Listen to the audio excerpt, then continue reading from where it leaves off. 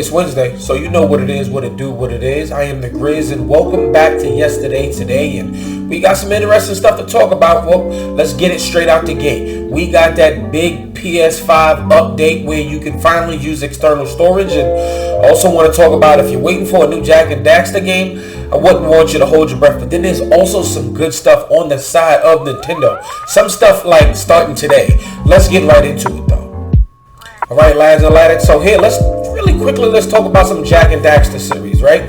So basically, Evan Wells and Ted Price from Insomniac and Naughty Dog, respectively, basically sat down in an interview, and, well, they were both there, and, well, the topic of Jak and Daxter came up, and, well, it wasn't really such good news. And coming from VGC, they said, we do, in fact, because somebody asked them about Jak and Daxter. They said, we've had a couple of Twitter campaigns where people have been tweeting us every single day saying, I want a new Jak and Daxter game. I want a new Jak and Daxter game. And they aren't just simple 280 character tweets. They have photoshopped memes and everything they're including on a daily basis, and the effort has got to be significant. Now, honestly, I am a huge fan of the 3D platformer. I love Ratchet and Clank.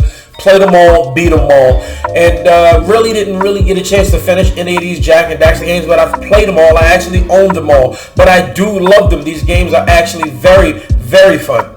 But then he also goes on to say, and I hate to break it to them, but we do not have a Jak and Daxter here in development right now, but we still love the characters, and I see what you guys at Insomniac are doing with Ratchet and Clank, and that makes me wish that we did, and we would have once in development, because there's still a lot of love for Jak and Daxter in the studio. Now, that's actually very interesting, and it's funny that they would have them put together in one room for whatever reason. But basically, I think it's a smart move by Sony, because simply this. Ratchet and Clank is getting ready to come out in just a few months. Why would you have a Jak and Daxter come out so close? Because then these two IPs will get confused, and people will look at Jak and Daxter and be like, what's this? Is this the guy with the wrench? Or is this the guy with the gun that turns into purple? Or what about the guy with the little sidekick? They both have little sidekicks, right? It would actually be pretty confusing. So maybe somewhere down the pipeline, there are some ideas in the work. Maybe they're on a messaging board. They're drawing ideas, and I'm just picturing a crazy person drawing ideas together. But I'm really hoping that something is in the works, because these games are actually fun. But we're going to have to make sure maybe somewhere midway through the PS5 life cycle, we can go ahead and get something like that so it doesn't confuse it with Ratchet and Clank. Alright, lads and lads, so now that we have gotten the sadly disappointing news out of the way, I want to talk about how Nintendo suddenly came through on Twitter like they randomly do sometimes and just hit you with it. They are releasing next month on May 21st a blue Nintendo Switch Lite. Now, a lot of people are comparing this to the Indigo GameCube. And I just want to say that this ain't it. It's not a comparison. It's close. In fact, it's very close. Yeah, it's pretty close. Anyway, I'm not going to get distracted, but this isn't... They also says it's indigo, and it's really not, it's new blue. So people saying indigo, and then you see people in the comments, hey, I wish it was green, and then there you go, somebody clicked right there and said, fixed it for you, bro. Now, that is an absolutely, positively beautiful green, but maybe they release a Yoshi game coming out, and they do a Switch Lite bundle with the green egg on the back. Nintendo, you don't have to pay me. Maybe you should. Maybe you should. This is a great marketing idea. Are you working on a new Yoshi game? Is Yoshi game coming? You want to tell me? Yeah, you want to tell me if it's a Yoshi game coming? Anyway, nope, that is not it. We gonna hit something else in there for Nintendo. They also announced a new Nintendo Indie World coming today. Yes, today at 12 p.m. on the East Coast, 9 a.m.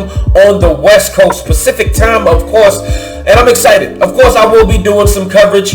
It's 20 minutes. Roughly 20 minutes, so probably won't be able to do it live, but I will be doing some reactions there. Because, Nintendo, they really don't play around with their stuff. I'm not trying to get copyright stricken, so I'm just going to go ahead and find another way to go ahead and cover this stuff. But I'm really excited. I always get excited when one of these presentations happen. Who knows what the next indie might be, but this is all fresh and new indie games.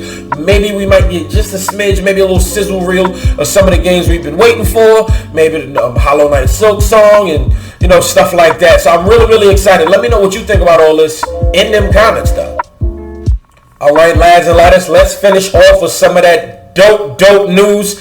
Yesterday, PlayStation told us that today we are getting that huge update that will let us use external storage for our PS5. So let us go through the whole PlayStation blog breakdown. Basically, we're going to narrow it down and just focus on the main thing here. And it says PS5 storage expansion and management. Store PS5 games on compatible external USB drives. With this feature, you can now transfer your PS5 games to USB extended storage from your console's internal storage. Now, remember when you was doing that with your PS4 and you was wondering, how am I going to be able to really use this on my PS5 properly? Well, now you can do it, but you can't play it directly straight from it, but it's just there, so you don't have to completely delete it. And depending on where you are in the world, if you got a data cap or your internet sucks, you would hate to have to delete a game, then re-download it again. It could take up to an hour, 2 hours, depending on how bad it is. But if you got it right there on some external, well, that'll make things nice and easy peasy for you. So that actually seems very amazing. So they also got new social features for both the PS4 and the PS5. They can cross-generation share play. You can share your screen. If you're playing on your PS5, you can share your screen with your PS4 co-op partner there. Enhanced control and personalization options for the PS5 consoles.